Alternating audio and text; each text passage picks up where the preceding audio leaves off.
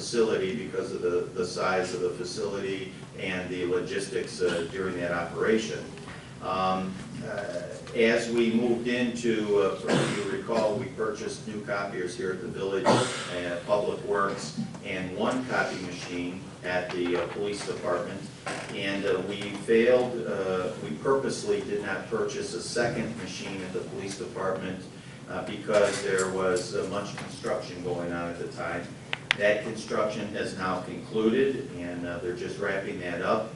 And Chief Sipgar has gone out to Proven Business Systems, which is where originally we purchased our equipment from, and received a quote for a copy machine.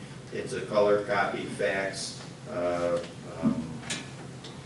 as well as a stapling finisher, has the scanning capabilities as well, exactly like the one that's in the front office here. And they've held that price at $9,527. It is not on the agenda at this time. We're actually looking, bringing it up to see if there's any direction, different direction the board would like us to take. Otherwise, we would like to place that on the agenda for approval at the next meeting. Finally, it is a budgeted item. There is a line item specific for purchase of office equipment and furniture, and it is budgeted in there. I'm sure that between the chief and myself, we're happy to answer any questions. Any questions? If I might add on, the maintenance program was held at the same price as well. We were notified that there was an increase, a slight increase, but it didn't apply to us because we were under contract. They held the contract price on that.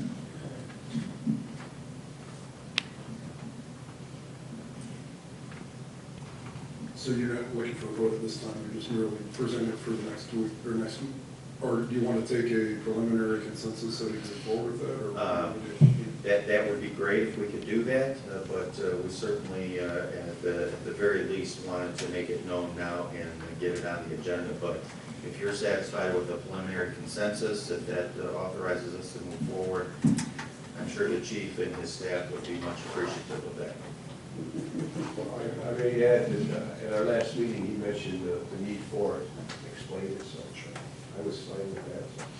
I'll entertain a motion to accept that at this time with a confirmation vote at the next meeting that will be taking place. I'm not making a motion. No, I'm not. Or you want to make the motion, sir? Okay. I'll second. Okay. Any discussion? Yes. Yes, sir. Yes. Is this a specific line item, Chief? It's out of our office equipment line item. Office equipment. Okay. There's planned purchases every year. This was one of them. The copy that we're replacing is one that we did not replace a couple of years ago because there wasn't a great purpose where we could, actually kind of live off the one for the time being. Now it's not very practical to have my people going to a separate end of the building and they have to come back and, not know if somebody's in the lobby or whatever. So it's really time for us to put it back where it was. Okay. And did you receive a trickle down from last maneuver of all the equipment, or you just had those during the whole transition from the? We had two all along, and when we did not replace the one that broke, it was because at that time we didn't have to. And we're at a point now where our operations are back to normal, and we really do need to replace it. Okay. And the last equipment that we removed out of the building, that was leased equipment. Okay. So we did not have the opportunity to pass anything. Understood. Any more discussion, or would you like to roll call? Trustee Pearson? Yes. Pop? Yes. Racick? Yes. Trustee Gray? Yes. Gonzalez? And Horne? Yes. That's all I have, sir. Okay. We'll just put that on the agenda for the next meeting.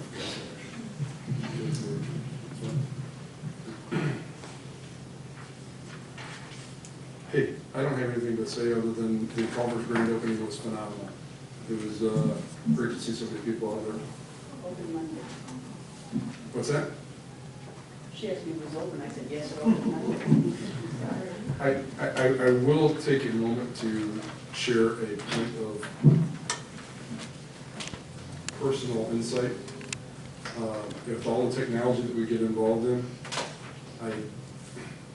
I made the mistake of changing the ringtone so my phone didn't sound like everybody else's when I got a text message.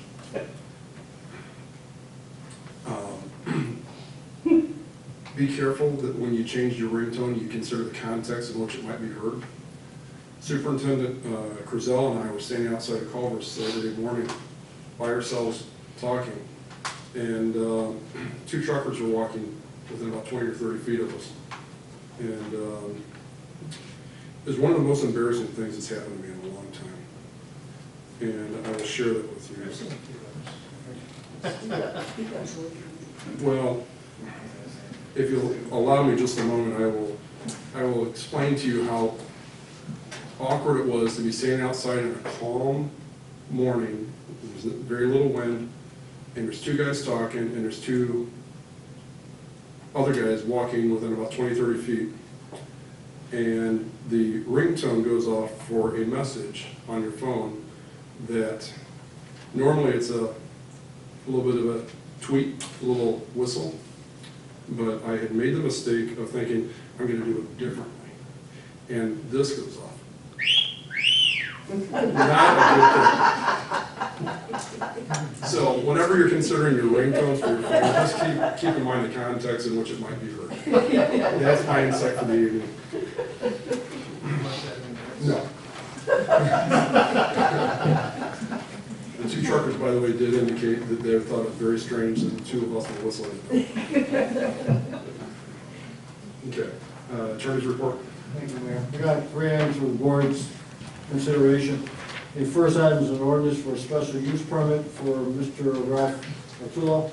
The zoning board met last week with respect to his request. I know Mr. O'Toole is here tonight for the board. If there's any questions, after the hearing, the board recommended approval for a special use permit on behalf of Mr. O'Toole.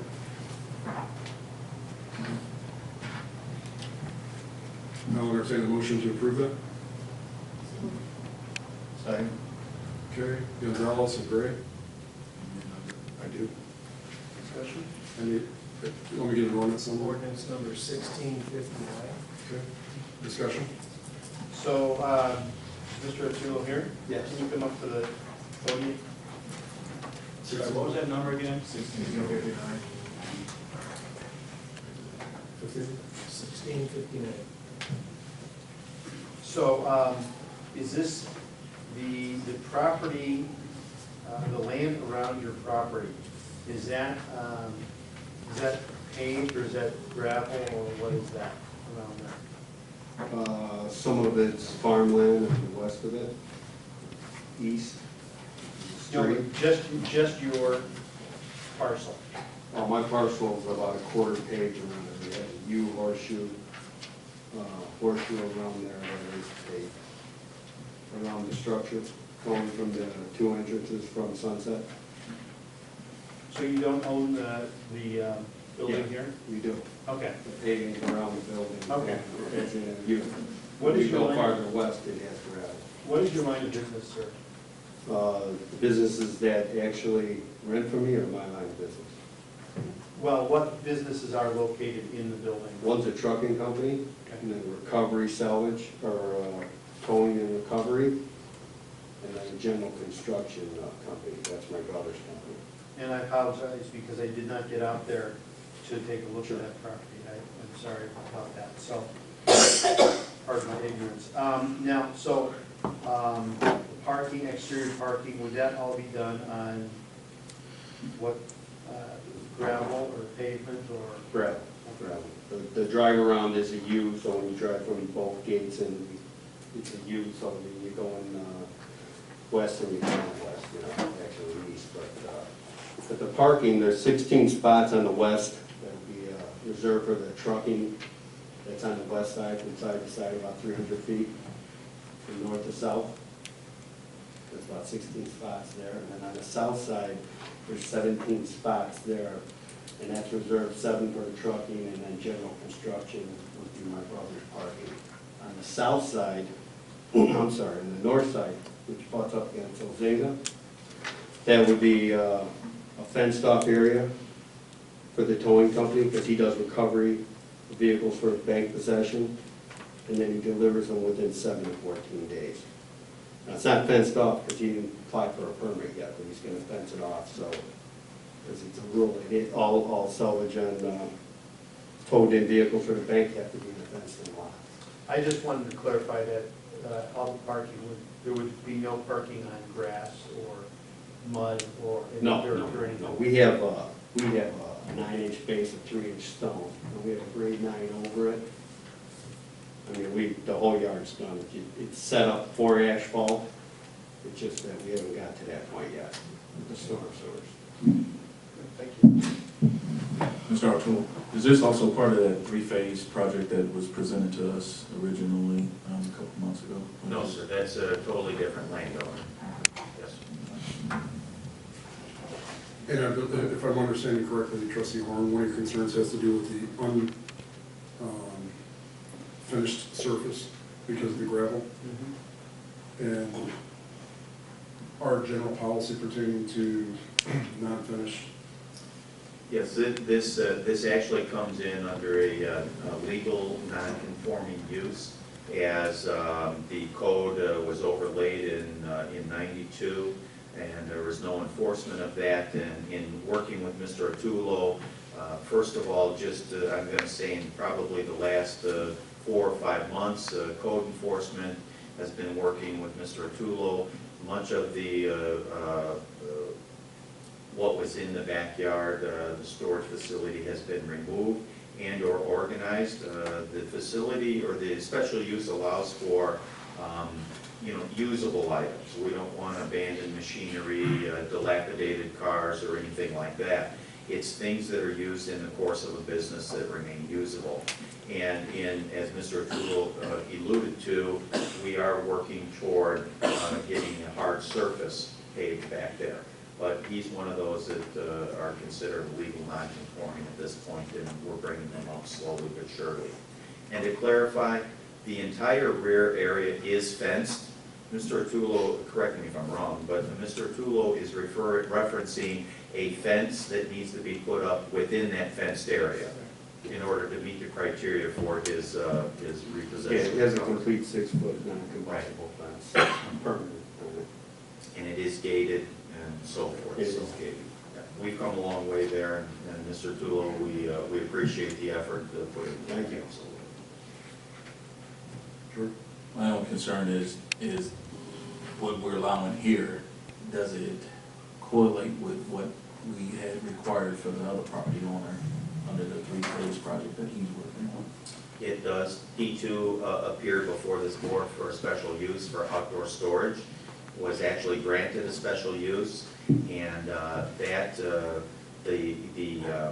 what do I want to say, the scope of that project has changed, and he is unsure if he needs to ask for an increase in the outdoor storage for the special use, or he's actually looking at a map amendment there, changing the zoning.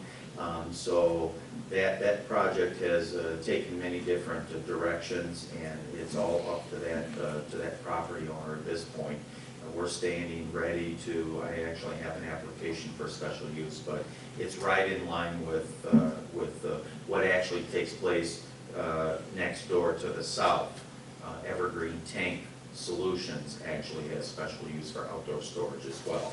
So all three of those properties with Ozinga, Mr. Arturo, Evergreen Tank to the south, they have outdoor storage for equipment that they use in the course of their business. But Evergreen Tank, their lot is paved if I'm not mistaken. Yes, it is. And Yes, it is. the other property owner was also having his lot paved. We're looking at gravel here, correct? That is correct, but you have changed the use of the property. Okay, Evergreen Tank changed the use. When the use changes or the property is vacated for at least 180 days, the non-conforming use umbrella goes away. Mr. Arturo has been there for, well, you can tell us how long you've been there. 12 years now. Yeah, long before I got here, and the use of his property up to this point, to my knowledge, has not changed. And that's why we still consider that a legal non-conform. Okay. Thank you. Any other discussion? Roll call, please. Did we have, oh, yeah, sorry. Trustee Pop, Yes. Raisik, Yes. Gray, Yes. Gonzalez, Horne, Yes. Pearson. Yes.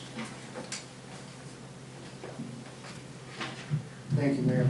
The next item for board's consideration is an ordinance for a variance application on behalf of Singular PSC LLC. Once again, this applicant came in before the zoning board last Wednesday, presented an application and his testimony before the zoning board. They approved the issuance of a variance for this company. And believe the gentleman is here tonight in case there's any questions. But after testimony by himself, I think the board voted in favor of his, I know they voted in favor of his request. So it's up tonight for the board to review. It'll be at 25900 Chestnut, I should say. And it'll have a telecommunication pole in that area.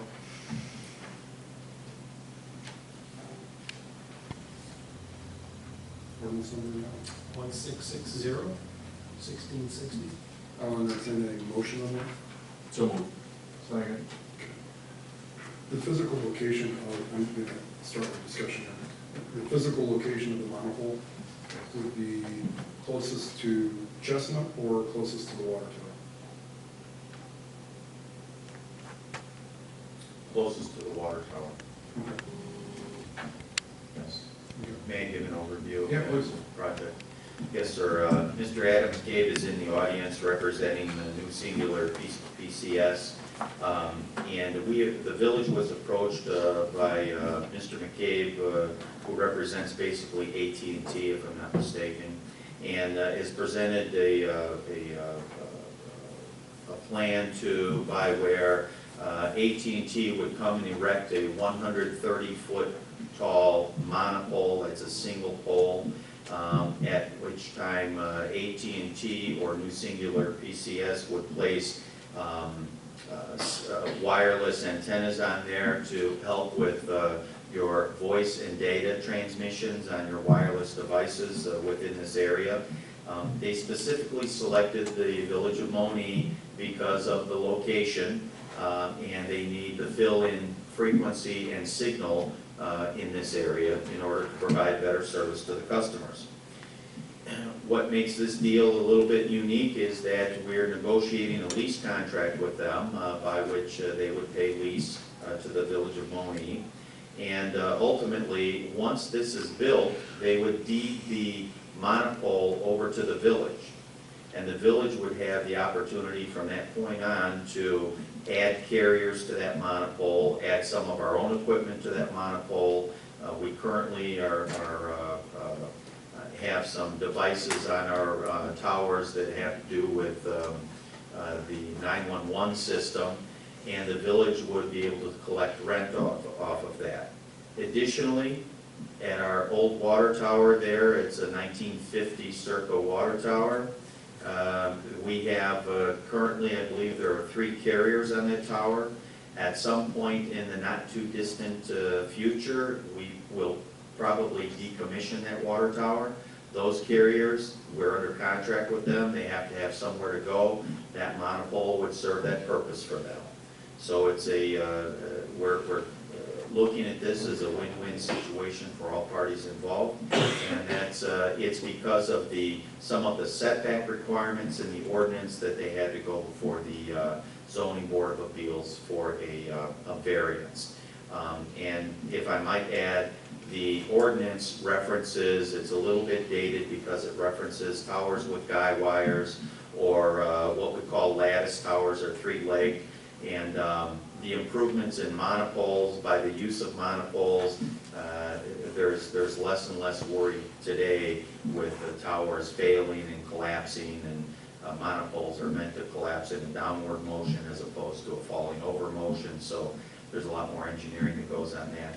We felt that it would benefit the village overall, and we're trying to work that deal out, and that's what brings them before us this evening. Any other questions or discussion? Do we need an amendment to the existing ordinance then to include monopoles? That's a good question. We're kind of in the middle on that. You could amend it, but there are still useful parts in there because in certain areas of the municipality, like let's say in the middle of a 5-acre site, you may have someone that still wants to put up a 200-foot tower that does use guy wires, and that ordinance would be applicable. By amending for specific use on monopoles, absolutely, that would probably be something to look at. Under height restrictions with a monopole. Exactly. Generally, I think Mr. McCabe can speak a little bit better to that, but generally, monopoles, please step up, they only go up to a certain height. Generally, you would only use a monopole for anything under 200 feet. Things over 200 feet are going to be the guide wires or the trellis towers. Do we see a concern with it being that close? I was under the assumption it was closer to Chestnut, not the water tower. Is that gonna pose a problem with reception or anything, or services? It should not impose any type of interference issue. How tall is the water tower? I knew you were gonna ask that question. And I'm sorry, I don't have that. I want to say in discussion with Superintendent Griselle, I want to say that it's like 105 feet or something like that. So this is clearly go above that. It would be above the water tank, yes. But they are asking, their antenna location, they've reserved that spot, I believe, at 90 feet, if I'm not mistaken. 90 or 120. One of the two. Yeah, one of the two. We're still negotiating. I did attend the P&Z meeting on that, if you recall. And I think it would be important if you mentioned how many of those poles have failed and requirements to construct it, what supports it. I was impressed with that. What we're going to do, as far as failure on those poles, to my knowledge, no. As far as, we will be submitting a structural for the building permit that'll go to the village before we can build it, but these are Rev G modified. They can take wind gusts of up in excess of 70 miles per hour for an extended period of time. Now, if you have a tornado that comes through and hits it directly, you're going to have a lot of other things to worry about at that point, so. Any questions? Good. With no other questions, roll call please. Trustee Racick, Yes. Gray, Yes. Gonzalez, Horne, Yes. Pearson, Yes. Pop. Yes. Thank you, Mayor. The last item I have is a resolution. We've been asked to review and adopt acknowledging the dangers of texting while driving a vehicle. The preambles are set forth, setting forth the dangers of driving and texting at the same time. I did indicate that no drive for pledges day, they want the individuals to sign a pledge that they will not text while they're driving. I put down September 27th, I'm not sure exactly what day it is, but it sounds good. So it's different, we can make it that day, but it's, we got to have this resolution in effect, and I'll confirm with the chief as to what exact day they want it, acknowledgement. And then, and just as a point of clarification, the chief and I were talking, and the village has had some policies pertaining to hands-free in general for, I believe, 2 or 3 years now. At least two. And just as another point of clarification, the state legislature this year has enacted a law that is actually prohibiting handheld cell phone use effective January 1st of this coming year. So it's no longer just a Monee thing or certain intermittent communities, it's going to be statewide. So get your Bluetooth or whatever, and it's going to be statewide. So, Chief, do you have something you'd like to throw in there, just pertaining to the matter of safety issues and Well, things of that sort? just from our particular standpoint, we noticed a decrease in our area of accidents because people that are texting, even though people say that it only takes an average of 3 seconds to look at a text, it only takes 1 second to run into something or someone. And for the sake of life and safety, it's it's more important that people literally put the phone down in the car, and if you really gotta do something with the phone, pull over, do what you have to do, and then get back in traffic again. And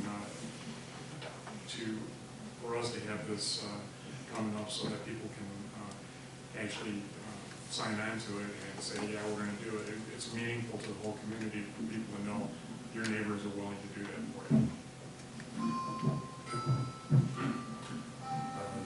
Any questions or discussion from trustees? Resolution done? 2013-7. I'll accept a motion to So moved. Gonzalez and Pearson.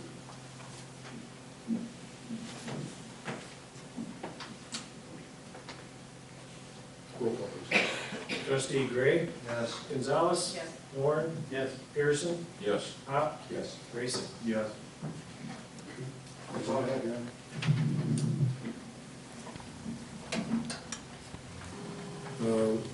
Under the officials report, trustee Pop, I'm not sure if you had a chance to make any headway on that. No, but let me just state that we're getting much closer now that a lot of them, Understood. let's say, items have been taken care of this year, and we're getting back into some normality.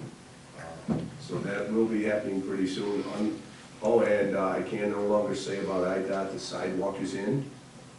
They've actually got the finished product, unless they plant grass, starting at the south end of the sidewalk, the safe passage. It's graded and everything. So they're finishing it up, it looks like, before my water resolution.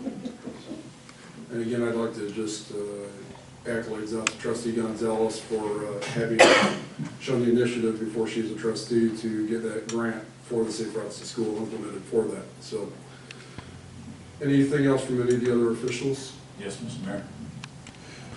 Mr. Mayor, I believe everyone knows that one of my biggest claws here has been the vacancy of a lot of our commissions, or two commissions, you know, primarily our planning and zoning, as well as our police commission. Both of these areas are very important to this village. You know, we're planning and zoning. We've had a few ordinances there with the backlog because we've been understaffed there. And with our police commission not being able to properly generate an eligibility list for the police department. Now that we've reached the census required number for having this, the chief hands are also tied with hiring, disciplinary actions as well.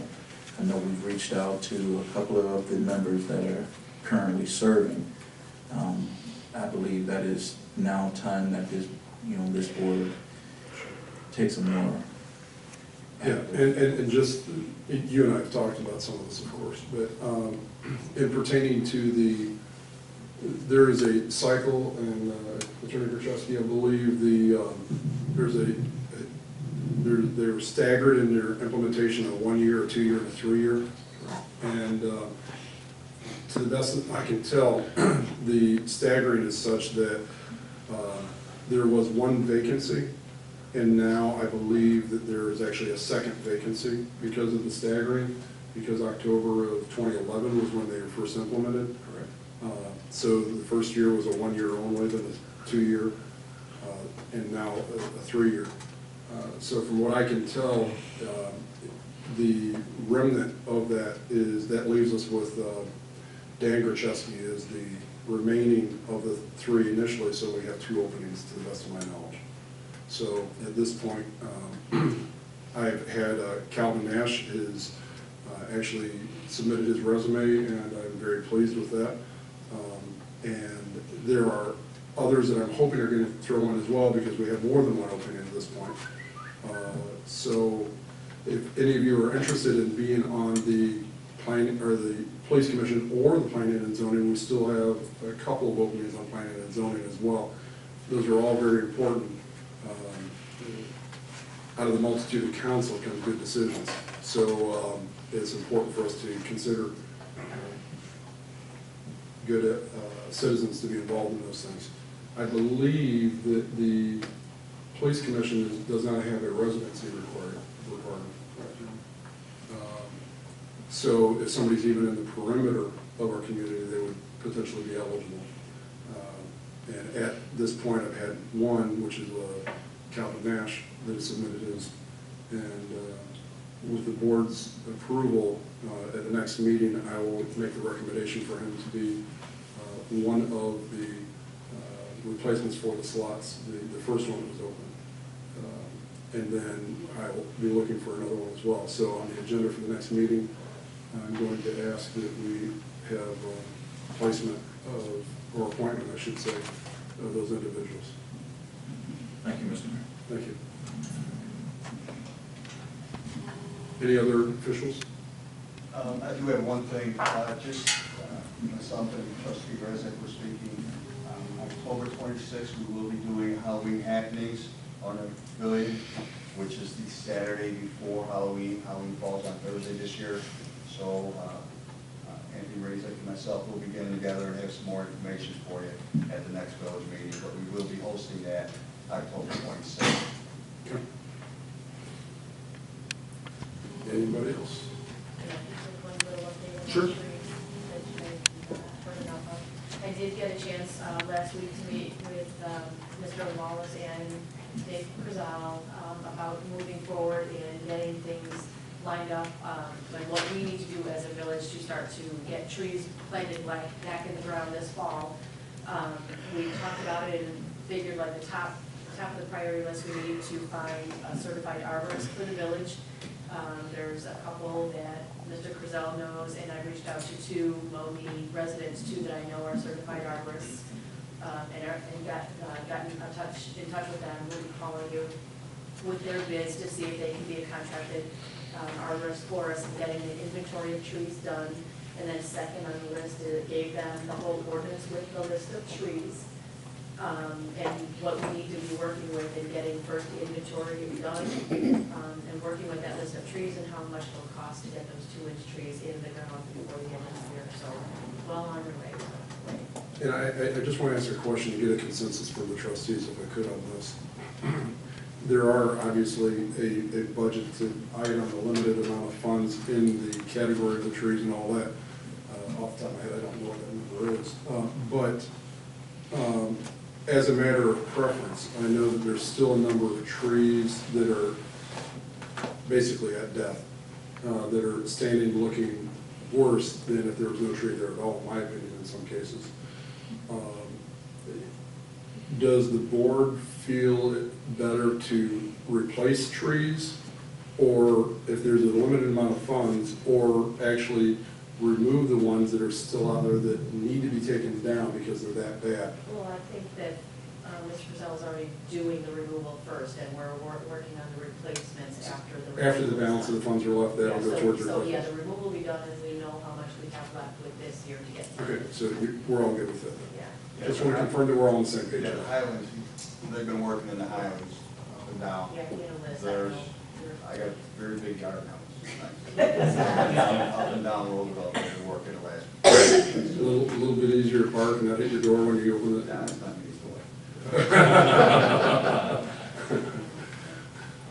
Okay.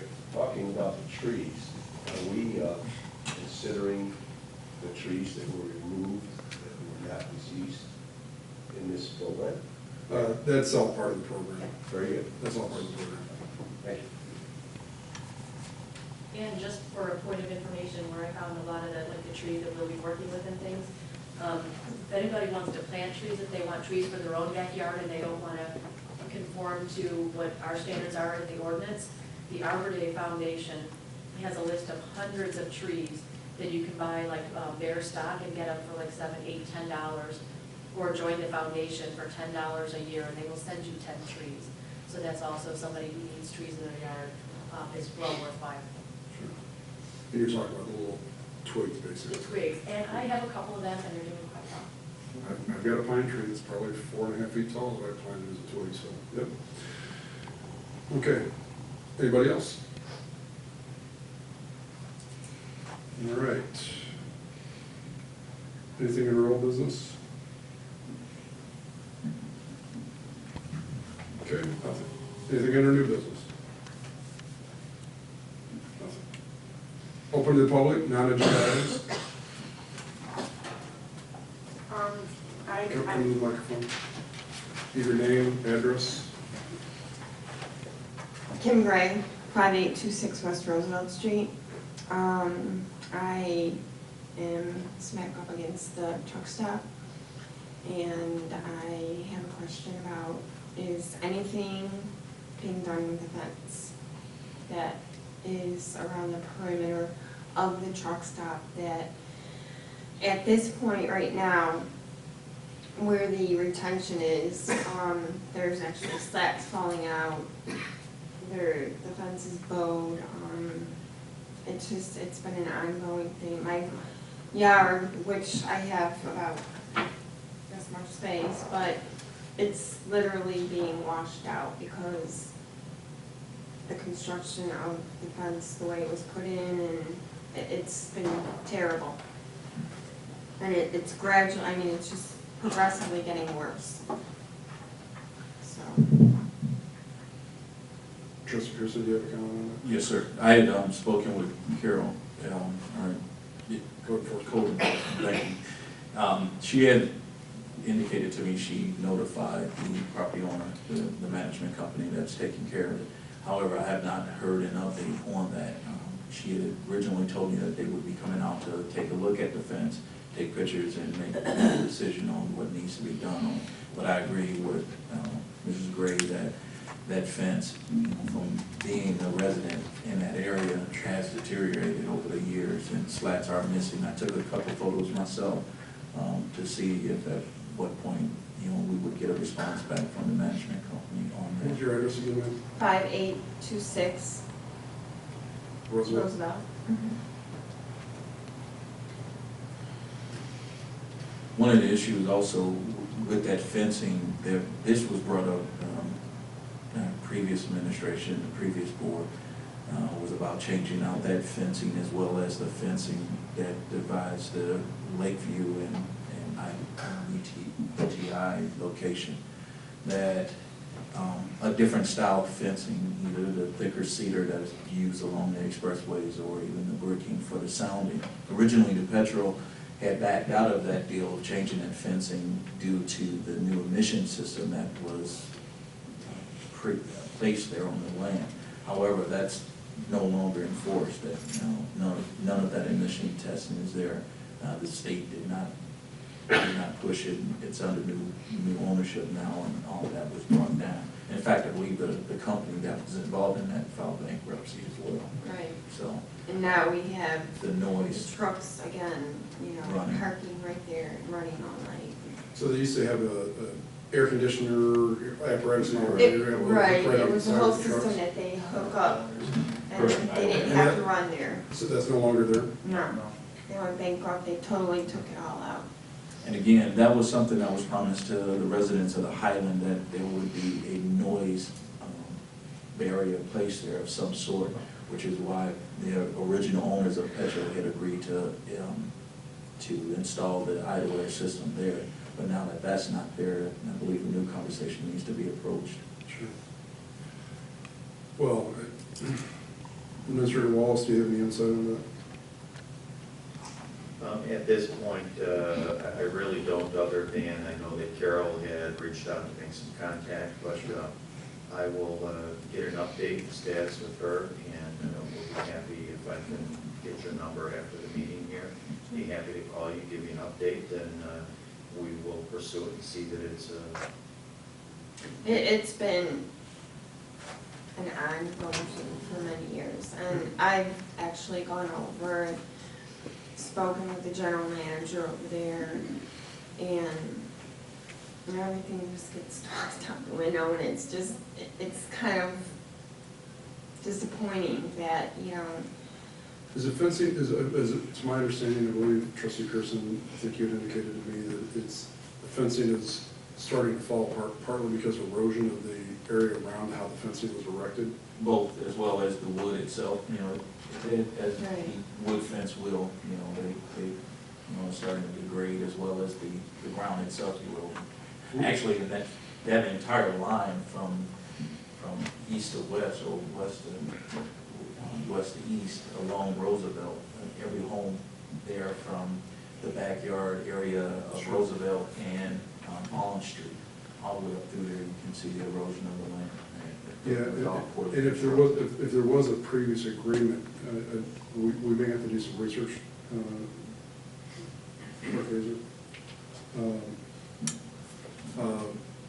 Part of the problem is that truck stop, Petro now, used to be Windy City South. Correct. Truck stop predates any of the housing that was ever even there at the time it was there. So it might be difficult to find what the stipulations were, but we'll have to find it. We'll have to find out what the requirements were for that, and if there was any kind of exemptions for any of that. We just need to know that so we know what we have available to us as a resource to address your concerns. So Clerk Hazer, you got your homework available to you. Thank you. Thank you, ma'am. Thank you.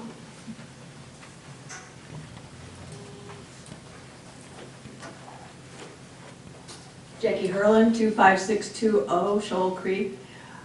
I have 3 items in 3 minutes, right? So we'll go over the first one. 3 minutes total, please. I guess because they see the back of my head always at these meetings, I get a lot of people that keep calling me and emailing me. One of the things that our residents over in Gulf Vista are a little concerned about, and I'm sure in the village as a whole, is the hydrant flushing. Especially on the west end, they really feel when there isn't hydrant flushing, they get a lot of brown water and things. When there is or when there isn't? When there is not flushing, that's it, they get a lot of it. I know that we're busy with Fall Fair and everything, but I think Mr. Wallace had indicated that the hydrant flushing is going to begin again. Good, good. I just want people to know I did ask about it and that the information is there. The other thing is, I was real concerned tonight when I came in and saw there wasn't even a microphone in front of Mr. Gray's seat. I don't know how expensive microphones are. People are very pleased with what's going on at these meetings. They feel there's a lot of conversation. They're finding out what's going on in the village. But their TV sound just doesn't go up loud enough to hear everything that's going on. And they comment that, gee, everybody looks like they're having a good time, but we can't hear everything that's being said. So that's the next thing to report. The other thing was, it takes very little to thrill older people, right, Jim? I'm talking to all these kids around here. I saw a whole group of children walking from school on our new sidewalk the other day, and what a thrill that was. You're to be commended. That's wonderful. Thank you. I can answer your second point easy enough pertaining to the microphone. Less than a half hour before the board meeting, we discovered that one of the channels on the mixer, there's a little 8-channel mixer over there, that one of the channels had actually gone bad.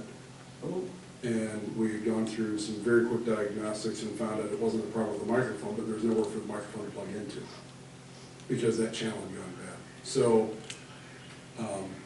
I guess everybody assumed that Bill could talk louder than everybody else. So. Well, I think that, and he does coach sports. Right, So, right. Well, and with me, they wouldn't even need a microphone. But I think that you as mayor ought to stipulate that as people are talking, they talk into the microphone. That would make people happy. The administrator and I have actually discussed the need to get better, more directional microphones. Right. And these microphones are not intended to be used the way they are. No? They're actually intended to be handheld or in close proximity. Where you eat the microphone. Well, close enough. And the problem is these are too far away to be effective. So the problem is the way the boardroom is laid out, there's no way to get cabling to them. And really the best case scenario would be condenser style microphones that actually are plugged in with phantom power is what they refer to it as. It's 48 volts that applies to that. It's a technical issue that we're going to have to work through. And it's something we are aware of, and we're going to look into it. Good. I'm not sure how quickly we can get everything done, but that is something we're aware of. Thank you. Good, good. Thank you.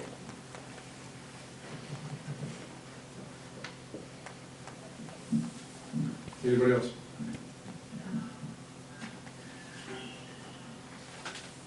Okay. At this point, I don't believe we have anything for executive session. And so we have no action regarding executive session. So at this point, I would entertain a motion to adjourn. Second. Okay, Pearson, where is it?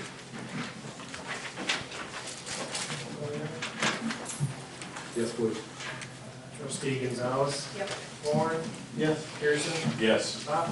Yes. Reese. Yes. Trustee Gray. Is this the first time we've gotten done in under an hour?